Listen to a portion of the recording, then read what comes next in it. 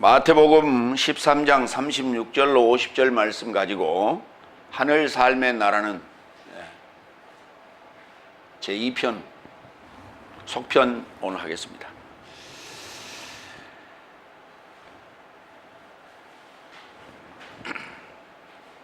하늘 삶의 나라에 대한 거가 쭉 이렇게 마태복음 13장에 기록이 된 게 아니고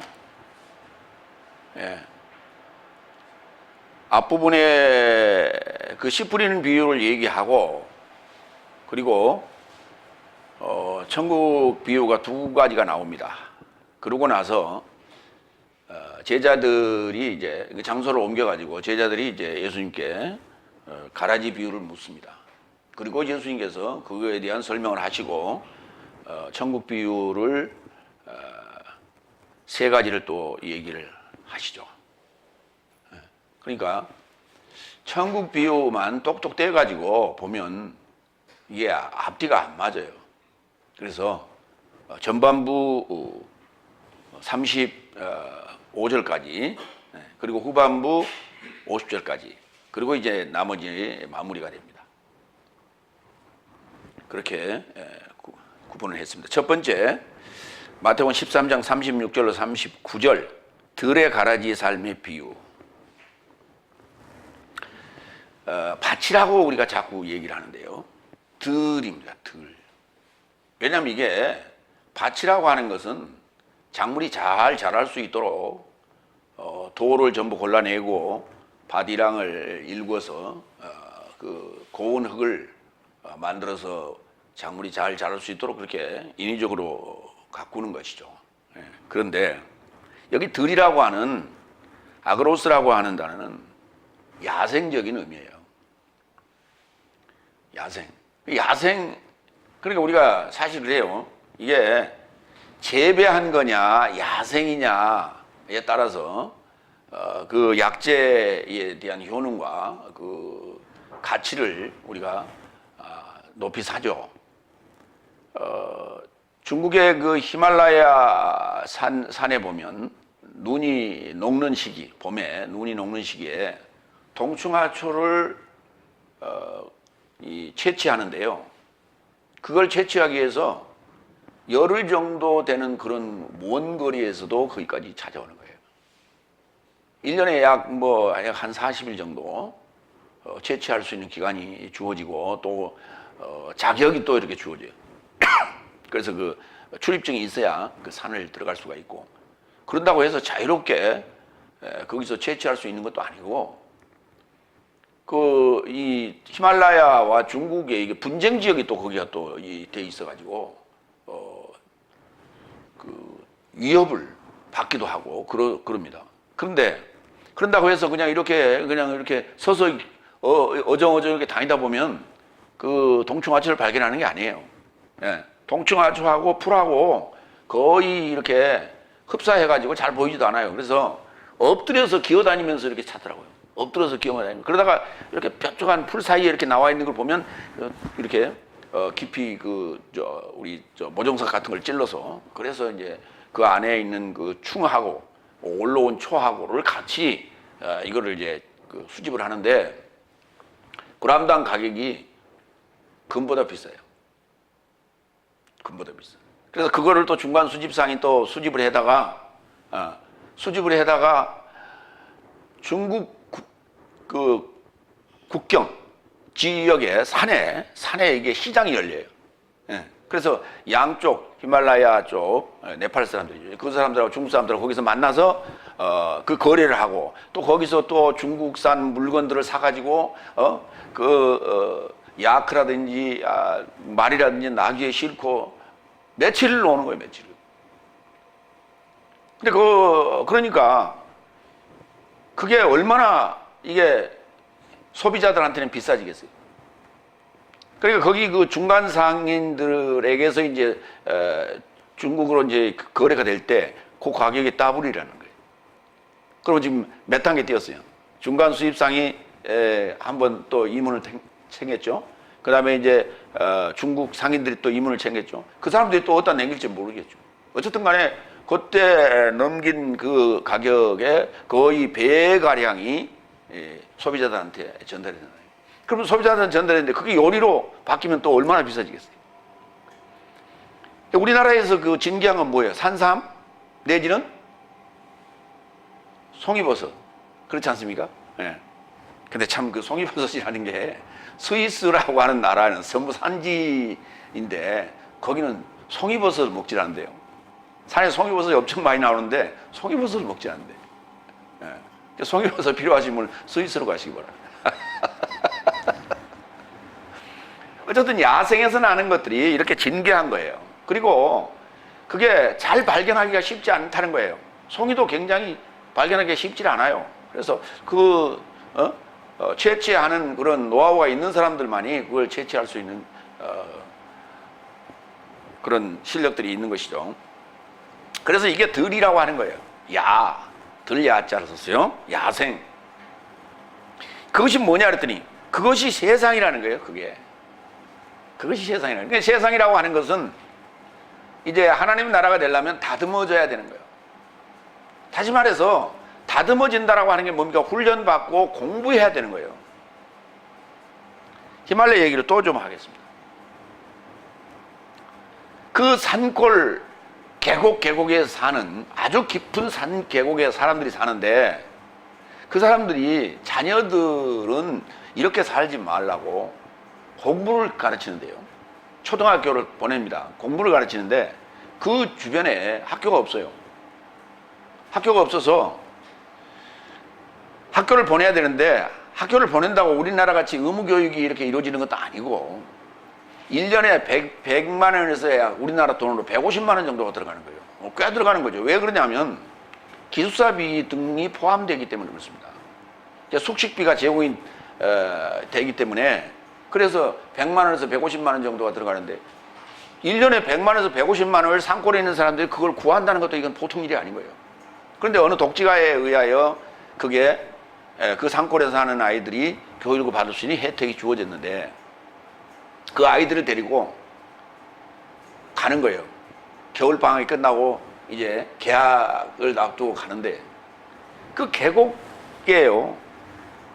이 전부 이 깎아지는 절벽이래. 그러니까 중간을 다 갈 수가 없어요. 계곡인데 물이 엄청나게 많이 흐르고 있고 영하 20도예요. 영하 20도인데 낮에는 햇빛이 쬐기 때문에 또 녹아요. 얼음이. 가상만 지금 얼음이요. 이렇게 녹아요. 가운데는 물이 흐르는 거예요. 이 물살이 굉장히 세요. 근데 거기를 얼음이 얼었을 때 그때 가는 거예요. 녹으면 이게 못 가는 겁니다. 예. 그렇게 가는데 얼마 걸리냐? 열흘이 걸려요.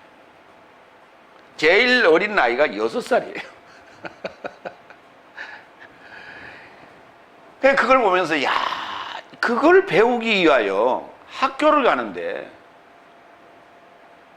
그 중에 한 아이는 7살인가 되는데 아버지가 없어요. 그러니까 70이 넘은 할아버지가 그 아이를 데리고 가는데 짐을 지고 왜냐하면 중간에 가다가 잠을 자야 되기 때문에 텐트라든지 뭐 담요라든지 이런 것들을 전부 다 지고 가는 거예요. 근데 가다 보면 이게 길이 끊겨요. 그럼 물을 건너가야 돼요. 그러면 전부 얼음물이에요. 그러니까 그냥 바지를 입고 건너갈 수가 없어. 그러니까 전부 바지를 벗어요. 팬티만 입고. 그래갖고 물길을 그냥 맨살로 건너고 나서 가서 또 닦고 옷을 입고. 왜? 안 그러면 얼음이 얼어버리기 때문에 갈 수가 없죠. 정말 천신만고 끝에 열흘을 걸려서 아이들을 데려다주고 가는 거예요. 근데 가는 것도 나는 걱정스럽더라고. 오는 것만 촬영을 했어요. 근데 가는 것도 걱정스러워. 그 할아버지 지금도 그 건강이 괜찮은가 모르겠어. 참 염려가 돼. 그러니까 그 아이들이 그걸 배워서 우리는 의무교육이에요. 그래서 초등학교 의무교육입니다. 그러니까 우리는 대학교를 나와도 지금 일자리가 없어요. 근데 걔들은 어쨌든 간에 그 가난을 탈피하기 위하여 그 배우기 위하여 열흘 동안을 가서 1년 동안을 거기서 공부를 하는 거예요. 공부라고 하는 게 이게 안다라고 하는 게 그만큼 그들에게는 이게 소중하고 생명줄이다. 오늘 우리는 하나님 말씀을 배우는 데 있어서 과연 그러한 절박함이 있는가 하는 생각을 그걸 보면서 정말 했어요. 36절. 그때 예수스는 무리 삶을 놓아두고 집에 이르고자 가셨다. 그리고 그의 제자 삶이 그에게 나와 말하되 들의 가라지 삶의 비유를 내 삶에게 설명해 주세요. 장면이 바뀌었습니다. 회당에서 이제 예수님께서 나오셔서, 그게 이제 12장에서 이제 13장으로 넘어오면서 회당에서 바닷가로 나왔습니다. 그랬다가 씨 뿌리는 비유와 이 전반부 천국의 비유의 말씀을 하시고 오늘은 이제 다시 집으로 돌아가셨어요. 가버나움 집으로 돌아가셨어요. 그러니까 회당으로 가신 건 아니고 예수님 집으로 가셨다 이렇게 볼 수가 있는데 집으로 갔어요. 그러자 그때 제자들이, 여태까지 제자들이 입 딱 다물고 있었어요. 딱 다물고 있었는데 무리는 없어요. 지금 무리는 없는데, 무리가 없으니까 이제 그때서 제자들 입을 열어서 묻습니다. 가라지 비유 삶을 우리에게 설명해 주세요. 주세요라는 이 설명해 주세요가 명령법이에요. 설명해 달라 이거죠. 마태복음 13장 1절로 2절 상황이 지금 집으로부터 나와서 바닷가에 주저앉았고 그리고 다시 집으로 지금 향하신 거예요. 13장 27절 봅니다. 그러자 집 주인의 종 삶이 다가와서 그에게 하였다. 주여 당신의 들에 좋은 씨를 뿌리지 않았습니까? 그런즉 그가 어디로부터 가라지 삶을 가졌습니까? 라고 예수님의 지금 비유 속에서 주인과 종과 그 다음에 들에 뿌려진 그 좋은 씨와 가라지 이야기를 지금 하셨던 것이죠. 그러니까 지금 전반부 천국 하늘 삶의 나라는 예수님의 순수한 비유 얘기만 지금 하신 거예요. 그러니까 오늘은 지금 이제 두 번째 시간으로서 제자 삶이 예수님께 처음으로 입을 열어서 가라지 삶의 비유가 뭡니까? 이걸 묻게 되는 것이죠. 2절, 두 번째 37절로 39절.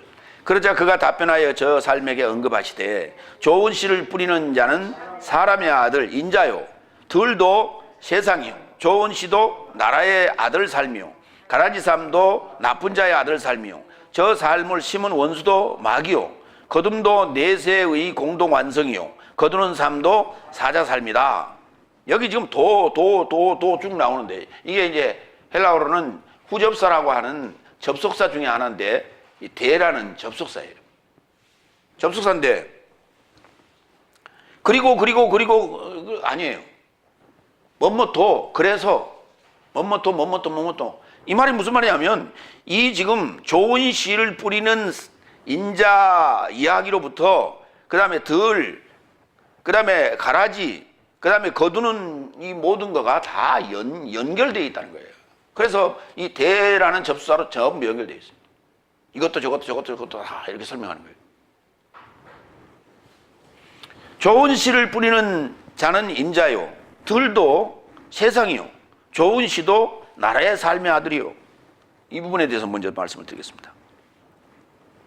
하늘 삶의 나라인 씨 뿌리는 자가 예수님이죠. 지금 말씀을 뿌리고 있으니까 예수님이에요.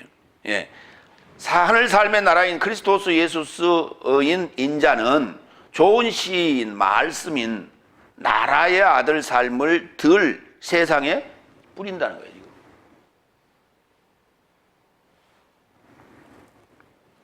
자, 이런 이제 예수님의 설명을 듣고 요한복음 1장 1절을 한번 여기다 적용을 해서 풀어보겠습니다.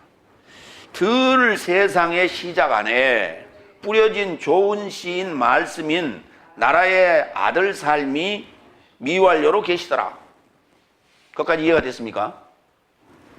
그리고 그 좋은 씨인 말씀인 나라의 아들 삶은 하나님을 향하여 미완료로 계시더라. 그러므로 그 좋은 씨 말씀인 나라의 아들 삶은 미완료 하나님이시더라. 거기에서 좋은 씨와 나라의 아들, 여기 지금 지난 글씨로 표시 안 한 것은 지금 오늘 마태복음 13장을 지금 거기다 인용해서 삽입한 거예요. 지난 글씨는 요한복음 1장 1절입니다. 거기에 좋은 씨는 37절에 오늘 본문 37절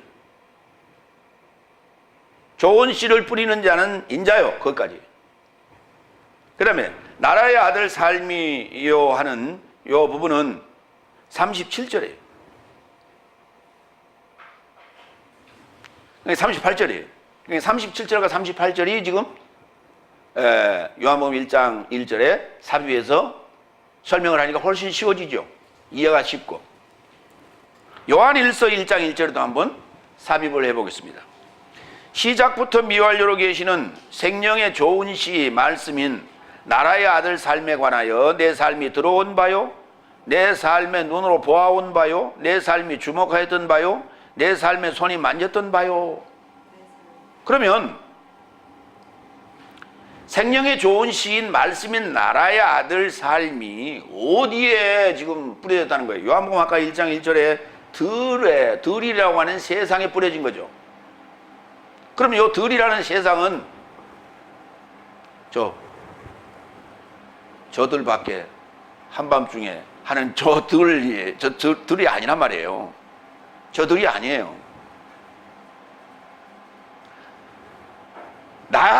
지금 오늘 요한복음과 요한일서를 쓴 사도 요한의 예수님 만나기 이전의 야성을 얘기하는 거예요. 예수님 만나기 전에 코스모스를 얘기하는 거예요. 근데 그 안에 하나님의 말씀이, 예수님의 말씀이 뿌려져서 지금 싹이 나고 자라고 있는 것을 나라의 아들이라고 지금 표현했어요. 그리고 그것을 들어왔고 보았고 주목하고 손으로 만졌다 이렇게 표현하는 거예요. 온 몸으로 느꼈다는 거예요. 만졌다는 거예요. 만끽했다는 거예요. 지금 그걸.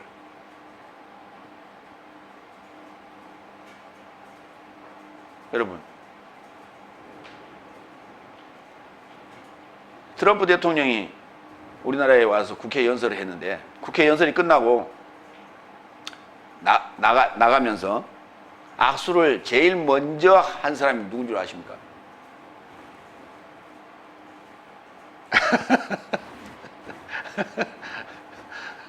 제일 먼저 한 사람은 국회의장이었어요. 여기 이렇게 해서 끝나고 나서. 그 다음에 두 번째 내려가서 바른정당 누굽니까? 탤런트하고 결혼한 친구 하나 있어요. 그 친구가 제일 먼저 약수를 했어요. 그 친구 굉장히 영광스럽겠죠. 그 다음, 저녁에 씻었는지 모르겠어요.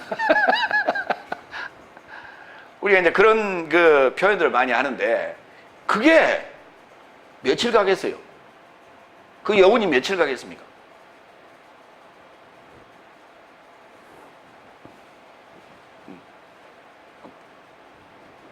다 아는 얘기 제가 지금 한 거예요. 그럼 다른 예를 들어볼까요? 정말 이 음악의 여왕, 정말 모든 사람들이 동경하는 어떤 그런 여배우가 하나 있다 칩시다. 그 여배우하고 악수를 했다 칩시다. 그렇죠? 그리고 포옹도 했어요. 그렇죠? 그 여운이 며칠 가겠어요?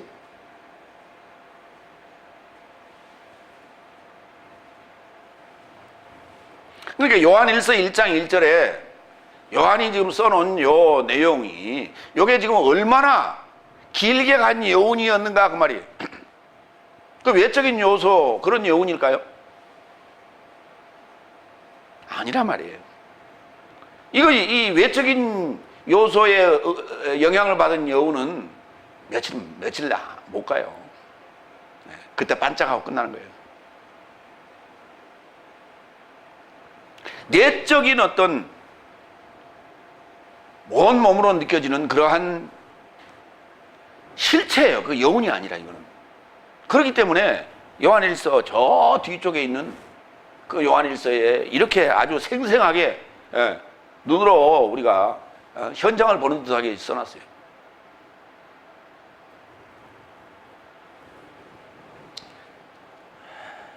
(37절에) 가라지 삶도 나쁜 자의 아들 삶이요 저 삶을 심은 원수도 마귀요. 그러니까 오늘 지금 여섯째 날 사역은 씨 뿌리는 자인 그리스도 예수와, 좋은 씨를 뿌리는 자인 그리스도 예수와 가라지를 뿌리는 원수인 마귀의 두 존재의 역사하는 장이에요. 예.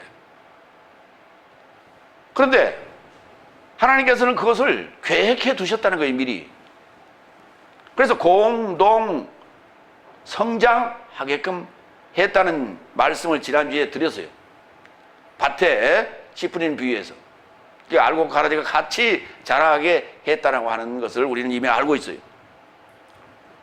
그래서 이제 그 가라지가 뭐냐 그랬더니 가라지 삶도 나쁜 자의 아들 삶이요 저 삶을 심은 원수도 마귀다.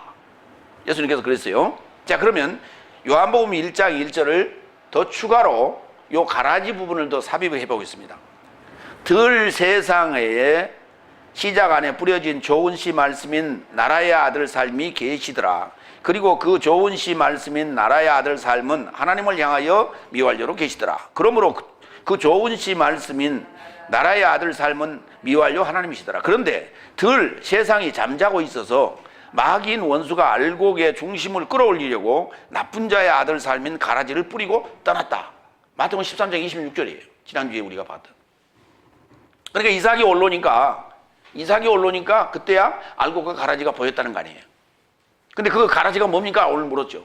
그래서 예수님께서는 나쁜 자의 아들 삶이다. 나쁘다라고 하는 것과 좋다라고 하는 것은 뭘 얘기하느냐면 결과를 얘기하는 거예요. 결실. 예. 그러니까 나쁜 결실, 좋은 결실. 이건 결실을 얘기하는 거예요. 선하다, 악하다, 또는 부패했다. 이거는 과정, 본질을 얘기하는 거고. 나쁘다, 좋다라고 하는 것은 결과를 얘기하는 거예요. 그래서 우리가 과일을 선별할 때 좋은 것과 나쁜 것을 선별하지 않습니까? 악한 것과 선한 것을 선별하지 않죠. 그래서 좋다, 나쁘다라고 하는 것은 결과론적인 것이다.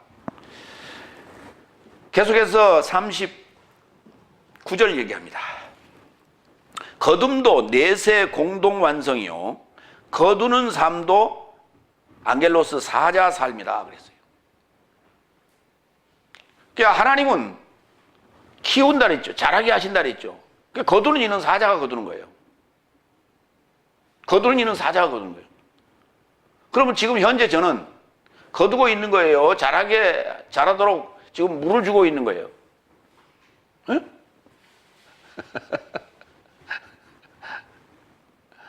자라기도 하고 거두기도 하고 지금 그렇습니다. 그러니까 이 공동 성장, 공동 완성, 공동 정리 이렇게 되는 거예요. 네. 이거 굉장히 중요한 표현입니다. 이게 공동 완성이라고 하는 단어는 쉰 텔레이아, 텔로스에서 온 거예요. 네. 그 텔로스라는 단어가 완성이죠. 네. 그래서 여기는 쉰이 들었으니까 공동 완성. 근데 그게 누가 하느냐 했더니 사자가 하는 거예요. 천사라고 해놓으면요, 우리가 천사라는 개념이 두 날개에 이렇게 팔딱팔딱하고 날아다니는 그걸로 자꾸 생각한단 말이죠. 안겔로스는 사자예요. 천사라고 하지 마요. 하늘에서 온 사자, 하늘 사자 이런 의미로서 천사 그렇게 표현을 했는데 그냥 사자 그러세요. 일곱째 날 사역자를 말하는 거예요. 마태복음 28장 20절 볼까요? 내가 내 삶에게 분부한 모든 삶을 지키도록 저 삶을 가르치라. 보라, 나는 넷의 공동 완성까지 모든 날 삶을 네 삶과 함께 있겠다. 아멘. 예수님께서 말씀하신 거예요. 제자들에게 제자들과 이제 그 결별하시면서 하신 말씀이에요. 나는 넷의 공동 완성까지 모든 날 삶을 내 삶과 함께 하겠다. 근데 요 넷이라고 하는 요게 우리가 죽어서 가는 넷세가 아니란 말이에요. 오늘 지금 다섯째 날이나 여섯째 날이 가지고 있는 미래적인 요소예요. 다섯째 날이나 여섯째 날이 가지고 있는 미래적인 요소가 뭐냐면 재림이에요. 예수님의 재림. 오늘 지금 승천하시기 전에 이 말씀을 하시는 거예요. 그러면 승천하신다는 전제를 하면은 다시 오심이 미래가 되는 거예요. 이 미래에 대한 거를 얘기하는 거예요. 그걸 내세라고 얘기했어요. 이 내세가 그러니까 보세요. 예수님 오셨어요? 안 오셨어요? 응? 오셨어요? 안 오셨어요? 왔다는 사람도 있고, 공개적으로는 안 왔다는 사람이 많고, 다 같이 나는 다 안 왔대요. 그렇죠? 그러니까, 이게 지금 내세라고 하는 요게 비밀인 거예요. 그래서 요걸 비밀로 딱 해놓으시고 가신 거예요. 예수님께서요, 공개적으로 나타나 버리면요, 그건 역사가 되는 거예요. 그게. 그러니까, 공개적으로 오실 날을 말씀을 안 하시고 비밀에 붙이고 간 게 아니고, 예, 오신다고 분명히 했으니까 오셔요. 그리고 오셨어요. 누군가에게는. 그런데 그것이 오심으로 말미암아 그 현실화된, 그것을 체험하고 현실화된 자에게는 이게 공동 완성이 된 거고, 아직도 기다리고 있는 자는 역사예요.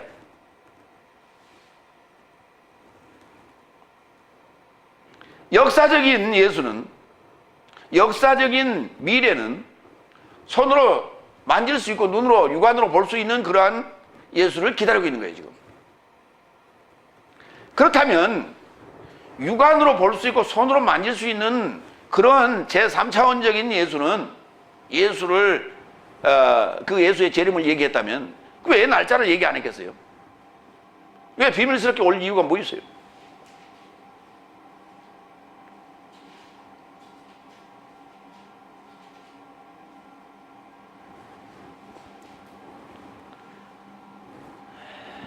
그래서 이 내세의 공동완성이라고 할 때 이 내세라는 단어가 아이온이라는 단어인데요, 이 아이온이라는 단어가 현세로도 쓰이고 내세로도 쓰이는 거예요. 문장 그 문맥에 따라서 어떤 때는 현세가 되고 어떤 때는 내세가 되는 거예요. 이 두 단어가 겹쳐서 쓰일 때도 있었어요. 그걸 갖다가 세세토록 그렇게 번역했어요, 우리 개혁성경에서는. 현세에 속한 내세예요, 그거는. 그러니까 내세라고 하는 것은 미래적인 요소인데, 이 미래적인 요소인 재림이라는 요 사건이 현실화되지 않으면 복음이 아닌 거예요. 제가 얘기했죠. 생부림이라는 복음을 얘기할 때 생부림이라고 하자고 그랬어요. 다 같이 따라해 봅니다. 생부림. 예수님의 탄생, 생. 예수님의 부활, 부. 예수님의 임재, 재림, 임. 그래서 생부림. 요 생부림이라고 하는 세 사건이 현실화가 됐을 때 그걸 복음이라고 하는 거예요.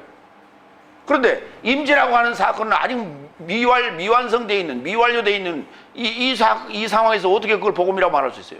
그 3분의 2 복음이지. 그러니까 그 복음에 대한 답을 얻지 못하고 지금 가는 거예요. 그러니까 공동 완성이 안 된 거예요, 이게. 그럼 결국은 뭐냐? 편식을 했다는 거예요. 편식을 했어요. 그러면 잘 생각해 보세요. 편식을 했는데, 지금 다섯째 날이 편식을 하고 있는데, 그 편식을 하고 있는 그 다섯째 날의 말씀은 나쁜 자의 아들이요, 나라의 아들이에요. 대답해 보세요. 나쁜 자의 아들이에요, 나라의 아들이에요. 그 말씀이. 나라의 아들이라고요? 아니, 다섯째 날 지금 얘기를 하자고요. 지금 현재 다섯째 날은 그렇게 재림이라고 하는 것을 현실화시키지 못하고 가잖아요, 지금. 지금도 하고 있잖아요. 오늘도 죽었을 거예요, 아마. 그렇죠? 그런데 그들이 받고 있는 것이 편식이라고 제가 말씀드렸죠. 그 편식의 내용이 가라지예요, 알곡이에요, 그게. 당연히 가라지죠. 당연히 가라지예요. 알곡은 지금 뿌려지지 않았어요. 그렇기 때문에 편식을 하고 있어도 그들은 안에서 충돌이 일어나지 않고 있어요. 전쟁이 일어나지 않는 거예요, 지금. 이게. 그럼 공동 성장이 안 되는 거예요, 지금. 그러니까 옷자락만 있지 튼튼하지도 못하고 열매도 못 맺는 거예요. 우리가 이 공동 성장이라고 하는 것은 잘 생각해 보세요.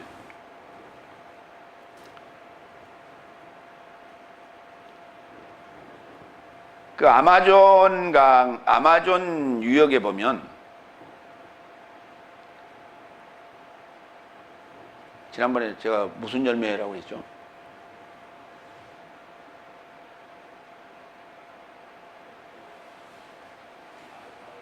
에?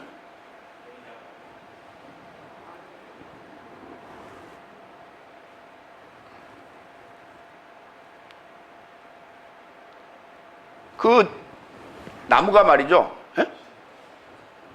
나무가 얼마나 높은지. 예. 왜 아마존 유역에 있는 나무들은 그렇게 다 높죠?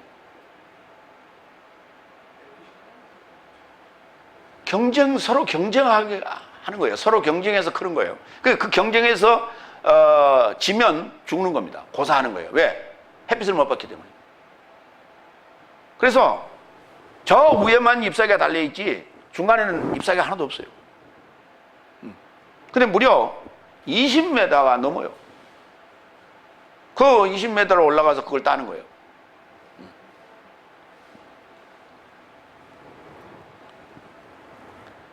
그 다음에 우리가 그 지금 저기 부산이나 강릉이나 목포에서 우리가 그 화를 운반하지요, 서울로.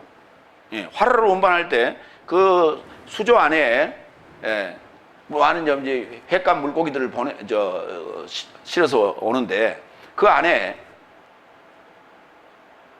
상어를 한 마리 넣는다는 거 아니에요. 큰 상어 말고 조그만 상어를 한 마리 넣으면 얘 상어인 줄 알죠. 그러니까 아무리 적어도 상어는 상어예요. 그래서 상어라는 건 뭐냐, 공격성을 갖고 있단 말이에요. 그러니까 어쨌든 간에 그 상어가 잡아먹고 싶어서 배가 고프니까 그냥 이리저리 활보하고 다니니까 그 안에 있는 화르들이 어때요? 상어가 이쪽으로 오면 저쪽으로 피하고 저쪽으로 오면 이쪽으로 피하고 하다 보니까 어때요? 서울 도착했어요. 그래서 근데 상어를 안 넣어놓으면요 오다 보면 다 죽는다는 거예요. 피로감을 느껴서. 근데 상어를 넣어놓으면 얘들이 도망다니다가 어차 하니까 아니 이게 서울 도착한 거예요. 그래서 한 마리도 안 죽었더라는 거예요. 이게 뭐냐면 공동성장인 거예요. 이 개념이. 이해가 되십니까? 우리 이제 기독교 설교에서는 양무리 속에 염소 한 마리를 갖다 놓는다는 거 아니에요. 그럼 염소라고 하는 것은 이 성향이 둘이 이렇게 붙어 있는 것을 꼴을 못 보는데 가서 들이받는다는 거예요. 그래서 이제 우리 교인들 사이에 이 염소가 있어가지고 누가 둘이 속닥속닥 거리면 가서가 들이받고 말이지. 그런다고 이제 그렇게 자꾸 얘기하는데 그 개념이 아니고 우리 속으로 지금 적용을 해 들어가야 돼. 내 속에 갈등, 말씀에 대한 갈등, 교리에 대한 갈등, 말씀에 대한 갈등, 이것을 겪고 있는 상황이 공동 성장인 거예요. 마태복음 14장 15절로 16절 그리고 17절로 19절 보겠습니다. 사자 삶이 거두는 삶이라고 그랬죠. 사자 삶이 어떻게 거두는지 일곱째 나팔에 해당되는 부분을 좀 보겠습니다. 먼저 14장 15절로 16절 그리고 유사한 사자가 성전에서 나와서 구름에 접해 앉은 자에게 큰 음성 안에서 외치되 당신의 낫을 파견하여 거두라. 이는 땅에 거둘 것이 마르게 되어 거둘 시간이 당신에게 이르렀습니다. 그러므로 구름에 접해 앉은 이가 땅에 접해 그의 낫을 던졌다. 그리고 땅이 거두어졌다. 여기 지금 낫이라고 하는 이건 뭐냐면 지금 심부름꾼을 얘기하는 거예요. 사자를 얘기하는 거예요. 도끼도 마찬가지고. 도끼. 예. 열매 맺지 않는 나무는 찍어서 불에 던진다고 그랬지 않습니까? 예. 그런데 벌써 도끼가 너희에게 지금 결합되어 있다. 이 얘기를 했죠. 그 개념하고 같은 개념이에요. 그러니까 도끼나 낫이나 이게 사자예요. 19절 17절부터 19절까지인데 19절을 보겠습니다. 그러므로 사자가 그의 낫을 땅에 이르고자 던졌고 땅에 포도를 따서 하나님의 분노의 큰 포도주 틀에 이르고자 던졌다. 그래서 이 두 가지의 지금 수학이 있어요. 땅을 거두는 과정이 있고 땅에 포도를 따는 과정이 있는데 땅을 거두는 것은 알곡의 문제고 그 다음에 땅에 포도를 따는 것은 이건 가라지 문제예요. 근데 그걸 누가 했느냐? 사자가 한 거예요. 그게 뭘로 했냐? 일곱째 나팔로 한 거예요. 일곱째 나팔 때 이루어진 사건입니다, 이게. 그러니까 일곱째 나팔 자체가 지금 이게 사자는 아니지, 낫은 아니지 않습니까?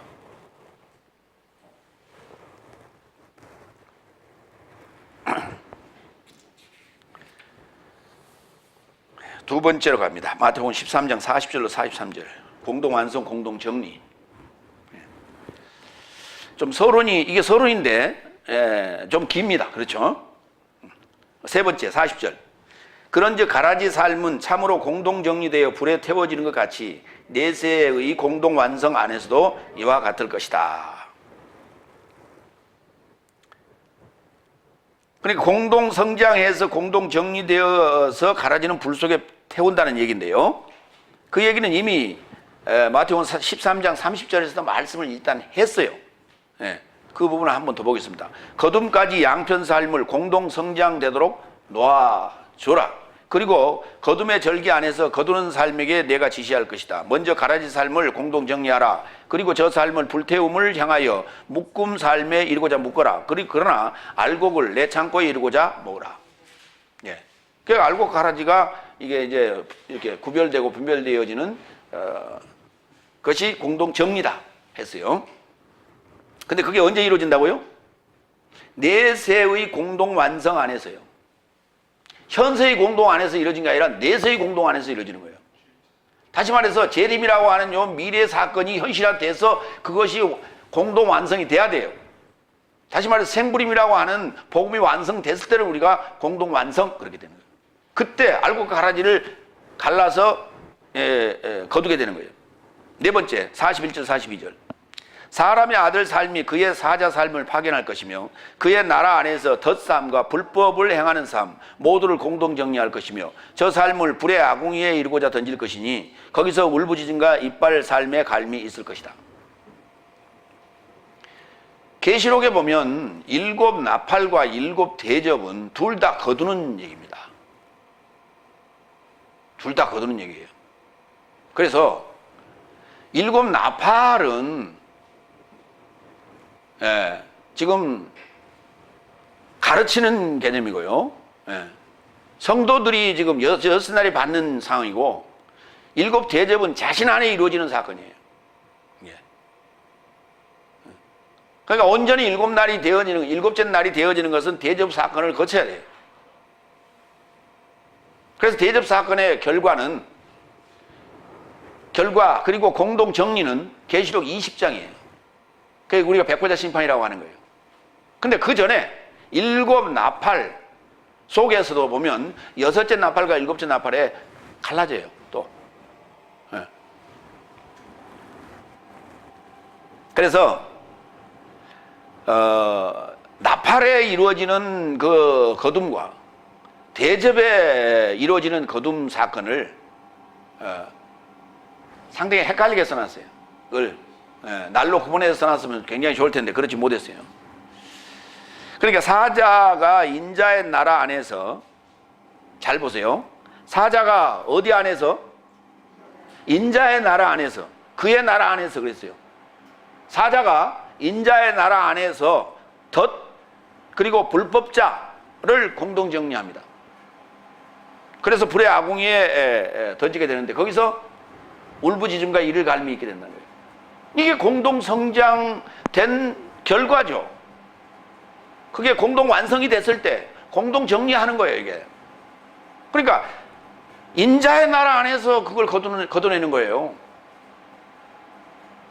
그러면 계시록 20장 10절 상황이 딱 맞아 들어가잖아요.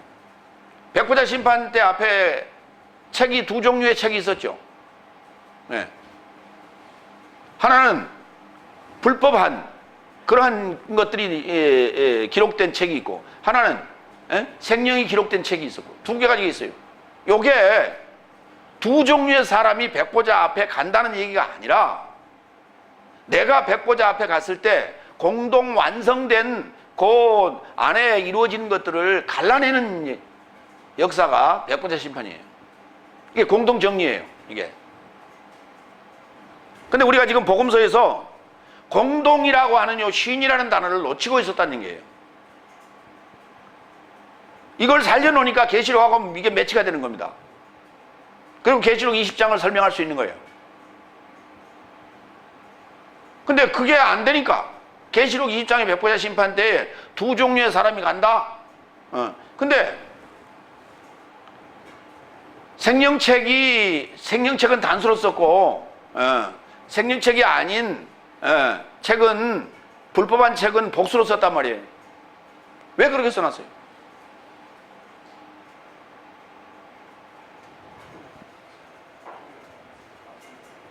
한 사람만 구원한다고요? 아니 글쎄 개개적으로 보자고요. 각자로 보자고. 백보자 앞에 지금 이쪽에는 지금 여럿이 있고 이쪽에는 하나 있어. 그렇죠? 여기는 생리책이, 여기는 지금 생리책이 아니에요. 그렇죠? 말이 돼요? 그러면 그게 구원 얻을 자가 적다는 표시를 그렇게 했다는 얘기예요? 이제 복수가 왜 이건 단수고 이쪽은 복수냐라면 이제 그렇게 설명하겠죠. 그러니까 그게 이해가 안 되는 얘기란 말이에요. 그게. 납득이 안 되는 얘기들을 하고 있어요. 말들은 잘해.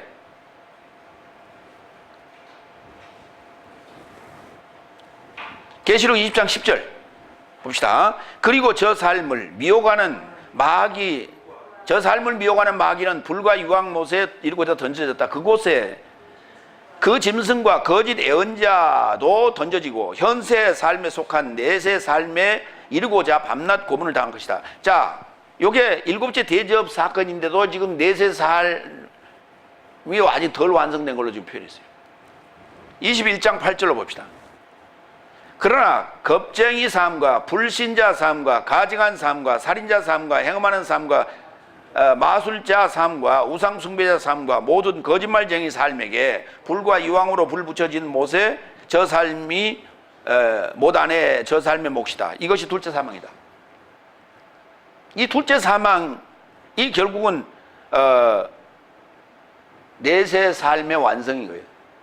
예. 내세의 공동 완성이 되는 거예요.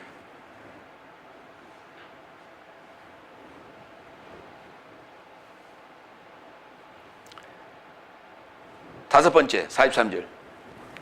그때 의로운 삶은 저 삶의 아버지 나라 안에서 해와 같이 빛날 것이다. 들을 귀 삶을 가진 자는 듣거라. 그러니까 덫이나 불법을 행하는 삶과 의로운 삶이 이게 공동 정리되는 거예요. 예. 의로운 삶은 뭐 당연히 해같이 빛날 수밖에 없죠. 예. 좋은 씨를 뿌렸기 때문에. 나라의 아들 삶은 의로운 삶의 햇살 받은 열매다. 그러니까 잘 보세요. 여러분, 시도둑은 할 수 없다고 그랬죠. 그러니까 씨는 거짓말 할 수 없다는 거예요. 그렇죠? 그러니까 남의 씨를 받아가지고 우리 집에 와서 우리 씨 양 이렇게 하지만은 시간이 가면서 다 그게 드러나요. 그렇죠? 행동거지나 아니면 이 몸매나 얼굴이나 이런 게 다 드러나요. 아무리 봐도 그런 사건이 있었던 거 아니에요. 어느 그 집사님이 애를 낳았는데 아무리 봐도 이게 당신 집이 물색이 아니에요. 근데 누구하고 닮았어 이게. 그 얘기를 그 아버지는 대수롭지 않게 생각했어요. 그냥 장난이려니 그냥 뭐 일반적으로 늘 하는 소리니까. 우리 늘 그렇게 듣고 자랐지 않습니까? 내가 어디서 태어났어? 다리 밑에서 주워왔지. 그렇단 말이에요. 그 어렸을 때 그 말을 듣고 막 그냥 토라져서 울고 방에 들어가서 나오지도 않고 밥도 안 먹고 막 그런 적이 있었잖아요. 그런 것처럼 그런 얘기들이 우리 일상화 됐어요. 그렇죠? 일상화되고 그 장난스럽게 그렇게도 얘기하니까 그냥 그러려니 하고 이렇게 여겼는데 어느 날 보니까 뭔가 좀 이상하다는 것을 느끼기 시작했어요. 그래서 모든 걸 따져보고 계산해보고 확인해보니까 아니나 다를까. 그래서 이제 유전자 검사를 했다는 거 아니에요. 유전자 검사를 했더니 그 아이의 아빠가 앞불사 담임 목사님이라는 거 아니에요. 인천에서 그런 사건이 있었어요. 시도등을 못하는 거예요. 이게 거짓말 못하는 거예요.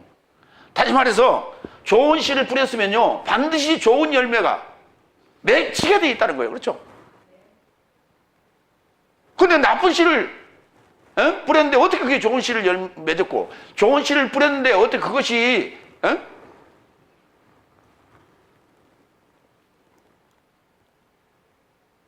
그러니까 이제 그래서 공동성장이라고 하는 것을 이해했을 때만이 좋은 열매를 기대할 수 있는 거예요. 아까 우리 전반부에 나오는 네 밭이 있었죠. 돌짝밭, 길가밭, 돌짝밭, 가시밭, 옥토밭이 있었는데 이것만 이해하면요. 이것만 이해하면 문제가 있어요. 그것만 이해하면. 그러니까 결실을 이삭을 봤어요, 못 봤어요? 세 밭은. 길가밭, 돌짝밭, 가시밭은 그 이삭을 봤어, 못 봤어? 못 봤단 말이에요. 그러니까 이 공동완성이라고 하는 요 13장 후반부를 이해해야만이 오늘 길가밭은 당연히 그럴 수밖에 없어요. 사단이 와서 주워가 버렸어요, 씨앗을. 돌짝밭은 햇볕에 타버렸어요. 그 다음에 가시밭은 이렇게 가려서 고사해버린 거 아니에요. 그러면 결국은 밭이 좋아야 되죠. 결국은 밭이 좋았다는 말은 무슨 말이에요? 노력했다 그 말이에요. 그렇죠? 하나님 말씀을 부지런히 갈고 닦고 연구했다라는 거예요. 그게 옥토밭이요. 본질적으로 본성이 좋았다 이렇게 해석하면 안 돼요. 아니 원래 옥토밭이 어디 있어요? 원래 옥토밭이 있는 게 아니에요. 대개는 어때요? 산밭이죠. 산밭이에요. 그렇죠? 산밭인데 산을 이렇게 읽으면 뭐가 나와요? 돌이 많이 나오죠. 돌 전부 주워내야 돼요. 그렇죠? 근데 돌을 전부 주워내는데 한꺼번에 30cm 안에 있는 돌을 다 주워낼 수 있어요? 없어요. 그렇게 할 수가 없어요. 그래서 어느 정도 이렇게 이 삽이 들어가거나 이럴 정도만 주워내고 계속해서 밭을 깊이 갈면서 안에 있는 돌들을 전부 주워내는 거예요. 그리고 그게 전부 생땅이라고 그러죠, 우리가. 생땅이라고 그래요. 왜? 기름기가 하나도 없는 거예요, 거름기가. BOD가 하나도 없단 말이에요. 유기물이 하나도 없는 거예요. 그러니까 유기물이 하나도 없으니까 퇴비를 갖다 집어넣어야만이 거름지죠, 그게. 기름진 땅이 되는 거예요. 그렇게 해서 밭을 일구고 또 일구고 몇 년이 지나야 그게 옥토밭으로 바뀌는 겁니다. 옥토밭이 원래 있는 게 아니에요. 근데 우리는 갖다가 네 종류의 밭 종류가 있다. 옥토밭은 본질적으로 본성적으로 착하고 하나님 말씀에 순종하고 그저 기도하라고 한마디만 딱 하면 그냥 100% 실천하고 행동하는 사람이다. 착각하지 마세요. 그런 사람 없어요. 그러니까 네 가지 밭 중에 옥토밭은 노력형이에요. 노력형, 순종하는 자예요. 나머지는 순종 안 했단 말이에요. 근데 그 순종하는 옥토밭도 안에는 누가 있었다고요? 가라지가 함께 자라고 있다는 사실을 우리는 몰랐다는 사실이에요. 이게 공동성장이라는 걸 몰랐어요. 그러니 공동완성된다는 것도 이해를 못하고 성경을 그렇게 못 풀었어요. 그리고 당연히 공동정리라는 말이 무슨 말인지 이해가 안 됐죠. 근데 번역을 그렇게 해놨으면 생각을 했을 텐데 번역을 그렇게 안 해놨으니 생각할 리가 없죠.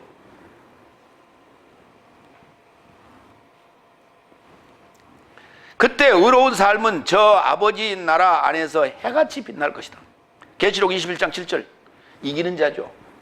이기는 자는 모든 삶을 상속할 것이다. 그리고 저에게 하나님으로 있을 것이고 저는 나에게 아들로 있을 것이다. 하나님의 아들이라는 얘기예요. 그래서 나라의 아들 삶을 지금 뿌리고 있다. 그런 거예요. 자, 여기까지는 지금 뭐냐면, 방석을 지금 까는 거예요. 뭐 하려고? 지금부터 얘기하고자 하는 하늘 삶의 나라, 천국의 비유를 설명하기 위한 이게 지금 초석이에요. 그러니까 이 이후에 세 가지 등장하는 요 하늘 삶의 나라를 설명하는 데 있어서 요 앞부분이 없이는 이게 설명이 이해가 안 돼요. 자, 그러면 본론으로 들어갑니다. 세 번째, 마태복음 13장 44절. 하늘 삶의 나라는 들 안에 감춰진 보물과 닮은 꼴이다. 44절. 다시 하늘 삶의 나라는 들 안에 감춰진 보물과 닮은 꼴이다. 그것을 발견한 사람은 감추고 그의 기쁨으로부터 물러가고 그가 가지고 있는 모든 삶을 팔아서 저 들을 산다. 자, 요 들이 어디 있어요? 요 들이라는 코스모스가 어디 있어요?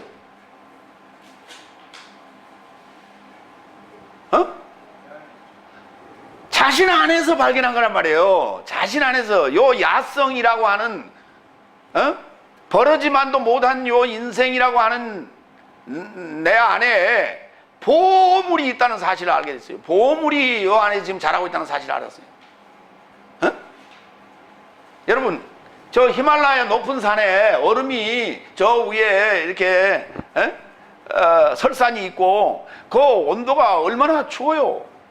거기에 나무라는 게 하나도 없잖아요. 좀 뭐 겨우 풀이나 좀 자라는 그런 곳에 그 안에 금보다 귀한 동충하초가 자라고 있다는 사실을 누가 발견했다고요? 어떤 농부가 그걸 발견했다니까요. 그래가지고 그거를 왕에게 청나라 때 그걸 진상을 한 거예요. 예. 그러니까 이제 왕에게 한 게 아니라 그 관리, 자기 고을 관리한테 그걸 갖다 드렸고 그것을 황제에게 갖다 이렇게 진상을 하는 바람에 그거는 함부로 채취하면 안 된다 이렇게 된 거예요. 지금 그게. 그래서 그때부터 지금까지 전통으로 내려오고 있고 아주 황금보다 비싼 값에 지금 거래가 되고 있는 아주 명약 중에 명약입니다. 거기에서 그런 게 숨겨져 있다는 사실을 누가 알았을까 말이에요. 내가 그러한 들과 같은 그러한 그 사냐와 같은 이 존재 안에 좋은 씨 하나님의 아들 삶이 숨겨져 있다. 그게 자라고 있다는 사실을 이게 발견했단 말이에요. 이걸. 그러면 아니 설명을 그것을 발견한 사람은 감추고 그의 기쁨으로부터 물러가서 그가 가지고 있는 모든 삶을 팔아서 저 들을 산다 그랬죠. 여러분,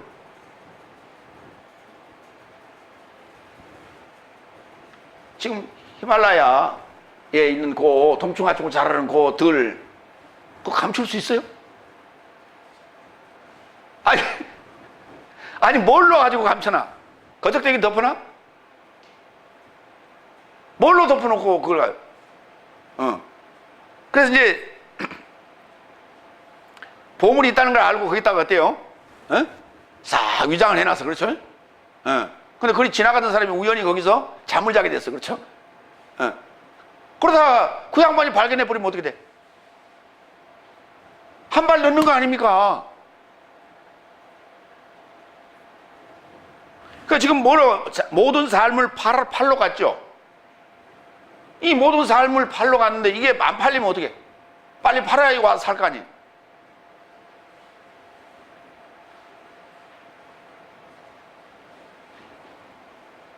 그게 모든 삶을 팔아서 그랬잖아요. 이게 중요한 거예요. 여기 지금 일반적으로 번역하면 모든 것을 팔아서 이렇게 번역할 수밖에 없죠. 우리 개혁성에 한번 봐보세요. 거기 44절. 자기의 소유를 팔아서 그렇게 돼 있어요. 그러니까 돈을 만들기 위해서 모든 걸 팔았다는 얘기 아니에요.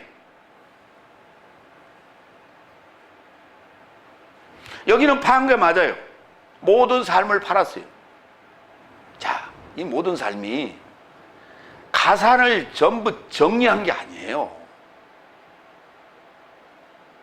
자기의 모든 삶, 구습, 다섯 날까지의 삶, 이걸 정리했단 말이에요. 이걸 정리했다고, 이걸 팔았다고. 왜? 그걸 팔아야만이 이 보물이 그 진가가 드러나는 거예요. 그 모습을 드러내는 거예요. 그걸 걷어내야. 구습을 걷어내야. 그 자신의 구습을 팔러 간 거예요. 그러면 가서 뭐 했어요? 고백했겠죠? 내가 지금까지 전한 게 엉터리였습니다. 내가 성경을 지금까지 잘못 봤습니다. 밖으로만 봤습니다. 귀로만 들었습니다. 이제 눈으로 봅니다. 이런 얘기를 했을 거 아니에요. 자기 마음속으로만 그걸 하면 안 돼. 입으로 고백해야 돼요. 그렇죠? 사람들 앞에서 고백해야 돼. 사람들 앞에서 고백 안 하는데 듣고 어떻게 알아? 저 안에 뭐가 들어있는지, 저 무슨 생각을 하고 있는지 어떻게 알아? 사람들 앞에 선포해야 되는 거예요. 그래서 자기의 설교를 들을 사람이 없으면 녹화라도 해갖고 유튜브에라도 올려놔라 이게.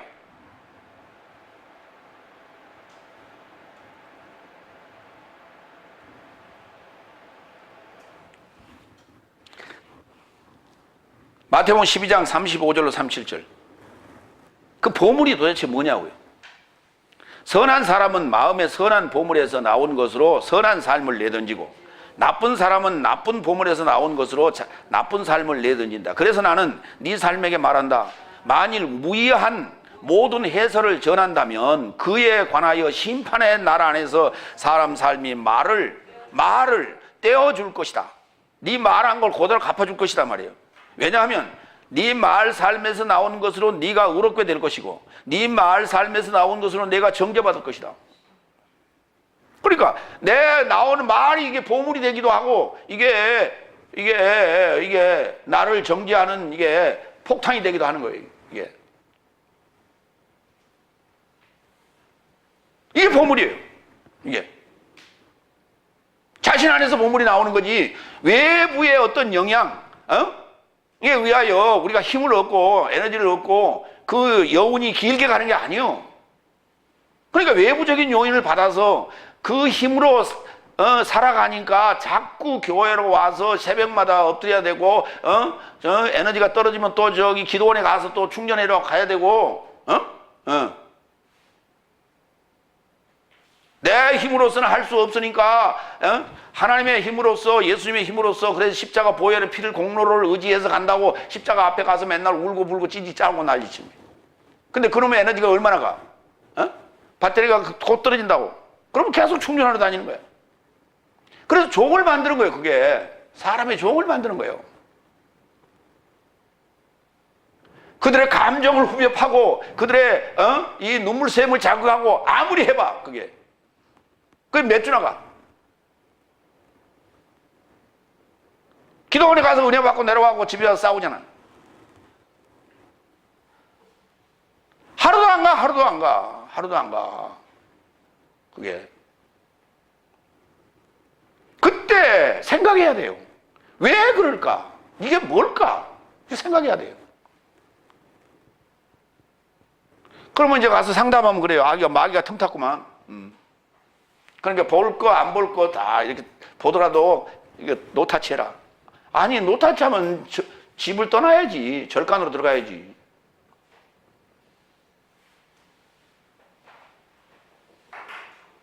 어떻게 살아? 애들하고 살고 남편하고 살고 아내하고 살아야 되잖아요. 직장 생활도 해야 되고. 그럼 그 안에 나를 괴롭히는 사람이 있어 없어? 있어요.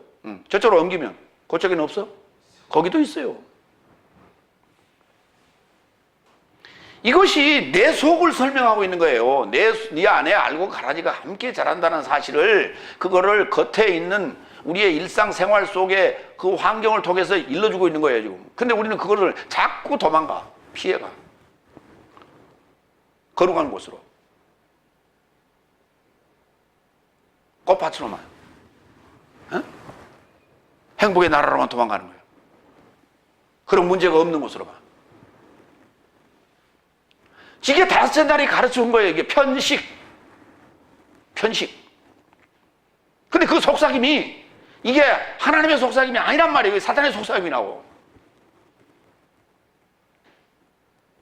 그래서 거기에 빠져가지고 중독되어서 못 나오는 거예요. 어떤 양반이, 미국의 어떤 양반이 교회를 떠나라! 아니 그냥 막 울부짖으면서 울면서 그냥 그 설교를 했더라고. 그래서 그 녹화되어 있는 게 돌아다니더라고. 내가 한번 들어봤는데, 떠나라 소리가 아주 한 100여 번은 나올 거야 아마. 교회를 떠나라고. 어디로 가라고? 떠나서 어디로 가라고? 가라는 데는 없어요. 떠나라는 얘기만 있지. 가라는 데는 없어. 그러니까 이제 그걸 갖다 가나안 교인이라고 그러는 거예요. 안 나가 교인. 그 가나안 교인들이 지금 저쪽에 안산에서는 한 19명 모인대 또 자기들끼리.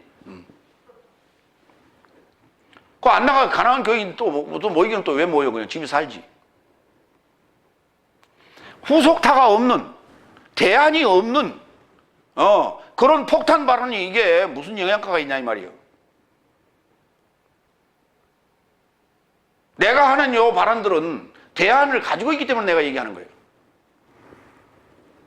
대안 없는 비판은 의미가 없는 거예요. 사람 죽이는 거예요. 그거는 이것도 아니고 저것도 아니고. 그러니까 보물이 뭐냐? 해설이에요. 그래만. 그것이 뭐예요? 말이요. 이게 레고 말하다, 그리고 로고스 말씀이에요. 그게 무엇을, 어떤 말씀을 어떻게 해설하느냐, 어떻게 설교하느냐 이거예요. 이게 보물이 되기도 하고 자기를 죽이는 그게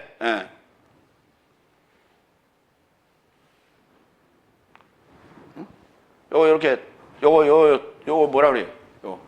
이렇게 던지면 돌아오는 거. 부메랑이 돼서 돌아온단 말이에요. 이게. 그러니까 결국은 부메랑이에요. 선한 보물도 부메랑, 나쁜 보물도 부메랑인 거예요. 근데 이걸 안 내놓으면 그건 신앙이 아닌 거예요. 그렇죠? 열매를 맺을 수가 없어. 반드시 내놔야 돼, 입으로. 네 번째로 갑니다. 그러니까 하늘 삶의 나라는 들 안에, 코스모스 안에 감춰진 보물 삶과 닮은 꼴이다. 그러니까 그 보물을 자기 것으로 만들 사람들은 어떤 사람이에요? 모든 삶을 팔아야 돼. 자기의 구습을 다 팔아야 돼. 그래야만이 그 보물이 자기 것이 돼. 나는 부자로 살면서 하나님 말씀도 진리를 소유하고 싶습니다. 할 수 있어요. 할 수 있어. 근데 그 부라고 하는 요거를 어떻게 쓸 거냐예요. 그걸 어떻게 쓸 거냐.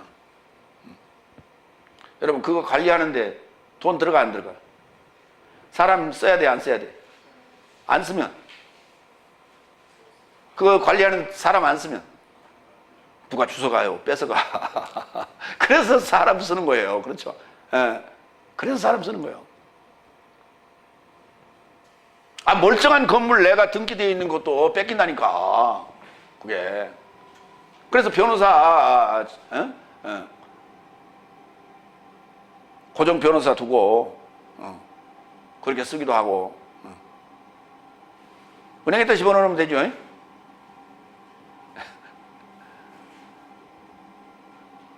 그러니까 은행에다 넣어놓으면 글쎄 돈이 불어야지 별로 요새 이율이 없는데. 그러니까 부동산에 투자하는 거거든. 부동산에 투자하는데 그러면 그게 관리자가 누가 있어야 돼. 그게 부동산에 대한 해박한 지식을 가진 관리자가 필요한 거예요. 그래 또 돈 지급줘야 돼요.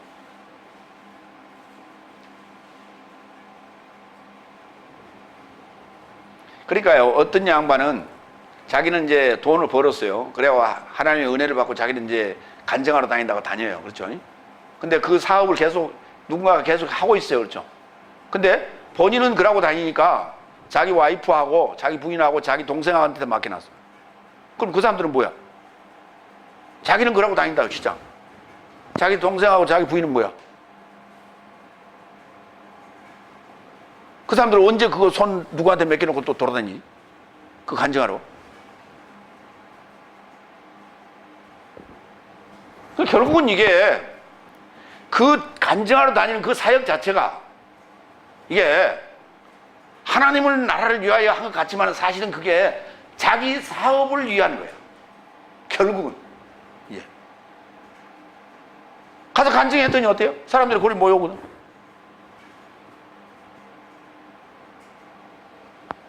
그래서 두 가지를 같이 할 수 없는 겁니다. 사실을. 겸하여 할 수 없는 거예요. 그래서 퍼줘야 돼요. 사실은. 그리고 써야 되는 거예요. 결국은 있는 거예요. 물질도. 근데 물질은 꼬불쳐놓고 그놈은 계속 증식을 시키면서 요원한다? 그게 안 되는 거예요.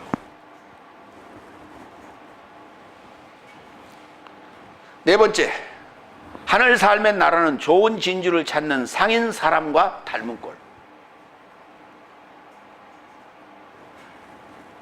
일곱 번째, 46절, 45절, 46절. 다시 하늘 삶의 나라는 좋은 진주를 찾는 상인 사람과 닮은 꼴이다. 그가 매우 진귀한 진주 하나를 발견하고 떠나가서 가지고 있던 모든 삶을 처분하여 그것을 샀다. 여기 팔았다라는 단어와 처분했다는 단어가 다른 단어예요. 그러니까 팔았다라는 단어보다 처분했다는 단어가 훨씬 더 우리에게 와닿죠. 예. 그러면 이 진주를 어디서 찾았어요?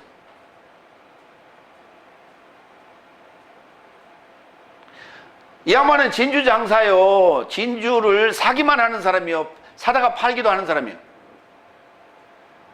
에? 얘기 좀 해봐요. 에?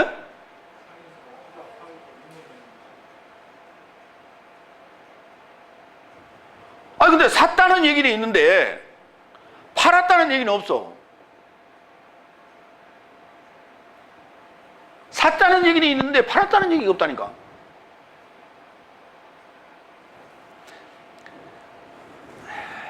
여기 모든 삶을 처분했다라고 하는 것 같은 맥락으로 이해하시기 바랍니다.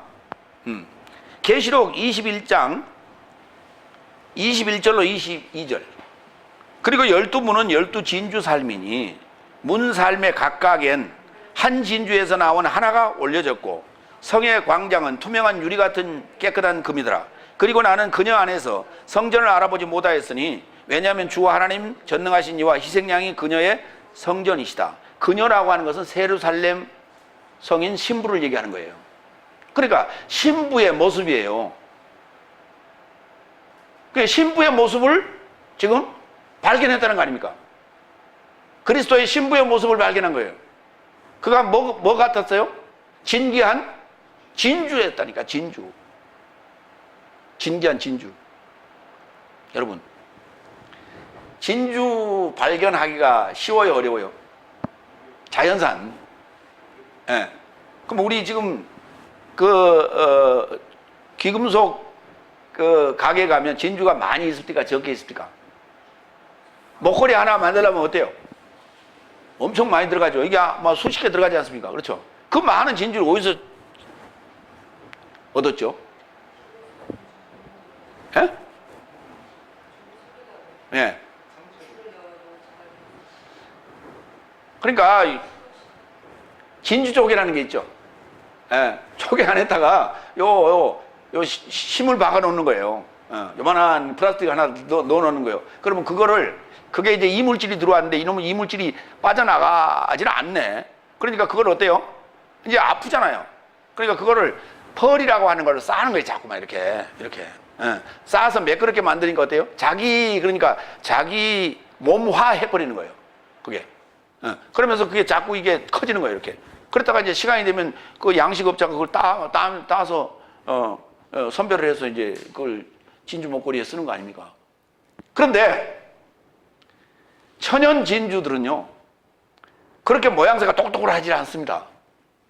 예, 각지고 막 이렇게 그래요. 그러니까 우리는 어렸을 때요 바닷가에 살았기 때문에 그 이제 조개 같은 거 뭐 꼬박 같은 거 이런 걸 먹을 때 그 먹을 때 잘 씹어라. 그리고 뭐 탁 씹으면은 탁 뱉어라. 왜요? 진주다 그 진주.